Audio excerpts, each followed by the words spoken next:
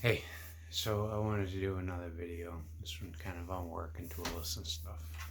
This is I like thinking about it and kind of planning my next day and week and just thinking about how I can kind of improve my regiment, kind of how I approach things. So a couple areas where I've had kind of not issues, but it's high grind stuff, so it gets a lot of focus, even though it's kind of already refined. My 11 and 1 screwdriver. So I have yet to find kind of a perfect solution. I definitely am a fan of the Klein products. I just don't think that they've really found the perfect combination yet. Basically, what I want is the Schrader puller, core puller, a big chuck flathead and Phillips head that I can really lean on without twisting the flathead off. I've snapped so many I can't even tell you, or stripping out the Phillips head. So those definitely get twisted and stripped, and that's been an issue. So low quality on those parts, and then obviously stripping out the 1/4 inch and 5/16 reversible shank, or not shank, chuck, whatever it's called. So the bits in the chuck, the reversible chuck, it's like they came out with a product now that's got like the 5/16 and 1/4 inch on a slide. That's heavy duty, and that's good. That solves one problem because now we got a magnetic tip and we got a heavy duty end that's not gonna strip out on our kind of primary wear part. And I think that solved the big issue with most multi head screwdrivers, is for HVAC techs, just that 1/4 inch 5/16 stripping out. So Klein solved that with one of their products, but then they didn't give us magnetic tips on any of the tips. So now it's like, I had, and they're all like the cheap tiny ones. I don't want the tiny ones. I want the 2 or 3 inch long ones, you know, and I want them to be magnetic. And so it's like it's not good enough basically for me. So I went and I kind of did some off-brand excuse me, off-brand searching, kind of see if there was another product out there that might kind of address my uh, want for magnetic tips on my 1/4 inch.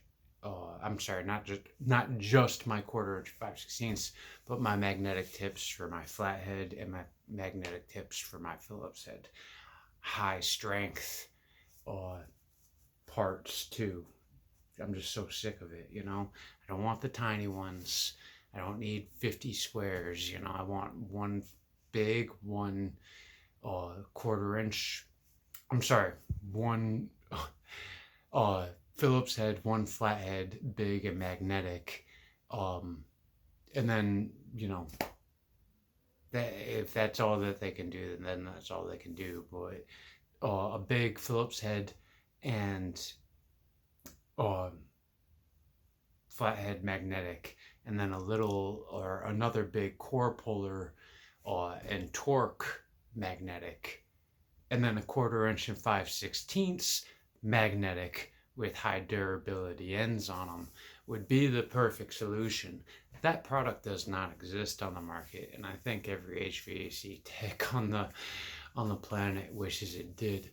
Um, and there's some engineering issues that I can see, but it seems like we should be able to get all those chucks and high strength parts. I didn't find a product that fit, but what I did find was a product called Pick Quick, It's a Canadian manufacturer. Was not familiar with them previously, and I picked up their Super 8 Plus um, because it had the reversible chuck. I think that was the only one that had the reversible chuck, so it gave me the 5/16.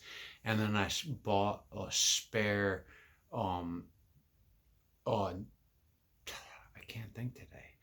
A spare bit for the core puller. So I'm gonna take the square drive that came with that one, and throw it in my bag. Whatever, probably never use it. I don't run into square drive too much. That's more like, carpenters and cabinet makers started to use square drive, but it never picked off. It never really picked up in the HVAC industry anyway. So I don't really use that bit. So I'm gonna toss that and put in a spare core puller which I picked up. So the total cost for that one was about $25 with the spare bit, and so that was the Super 8 Plus from Pickwick. With a spare core puller, and what I really liked about that product is all the bits on it are longer. I could use them interchangeably on that, and they store nicely in the handle. So it's not like one of those little ones where it's like you rotate it and you get they're nice long bits that run the duration of the handle. So I think that the friction will hold it in there. And then you got a spare, so you got one that's like half in, half out always. And it looks like a comfortable enough setup. It's not the traditional, flip. But and a lot of the ones where you store it in the handle are cheesy. This one looks like it'll stay. It looks like it'll hold in there and not like a cheesy kind of plastic handle that'll fall apart on me. But I'm looking forward to trying it out and reintroducing some magnetic uh, Phillips heads and flatheads, because that's an annoyance that I've had with the Klein products for a while. And I'm gonna keep, so my service bag will have my new Pickwick in there for Phillips head and flathead and core puller, and then I'm gonna keep my Klein in there with the sliding chuck. They also have another one out there that's got the reversible chuck that I think is even better if you're just using it for that. But my old one's all worn out, so I'm not going to buy another.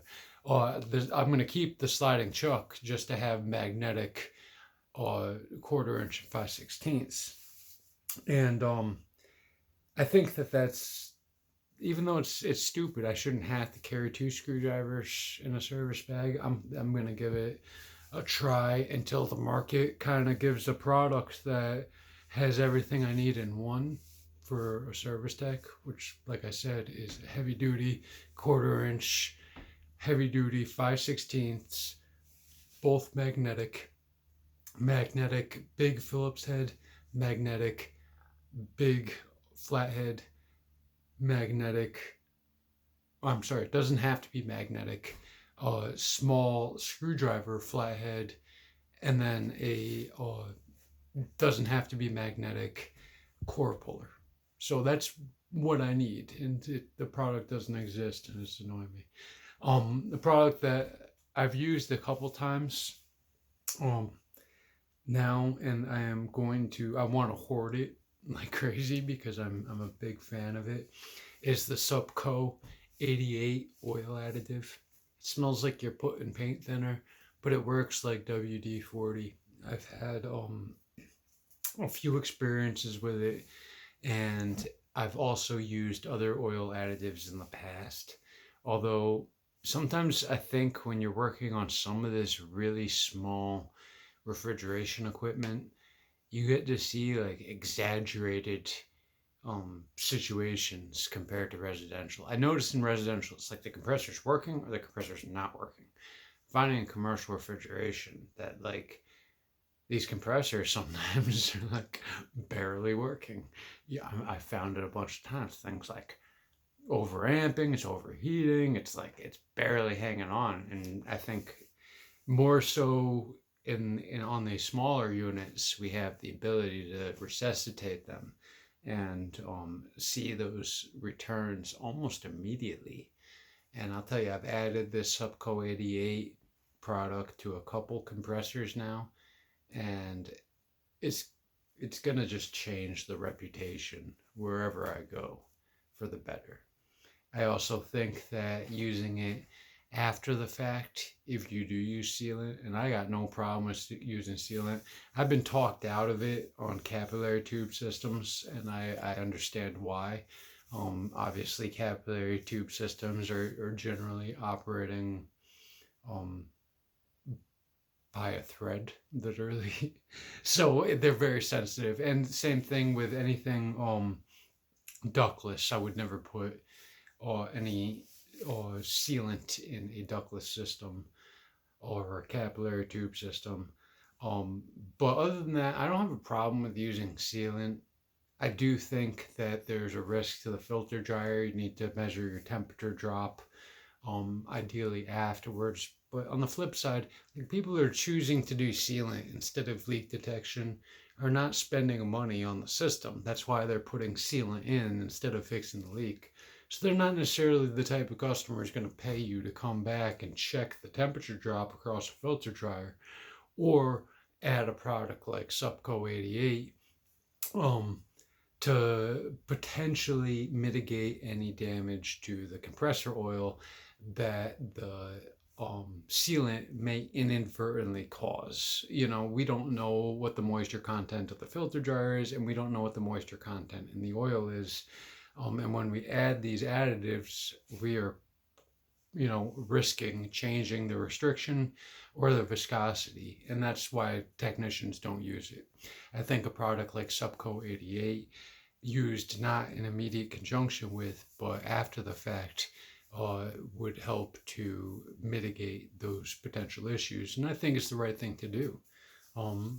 It's going to become part of my recommendation when I do talk to a customer about sealant, is to come back and put in a product like Supco 88 to keep it running as long as possible.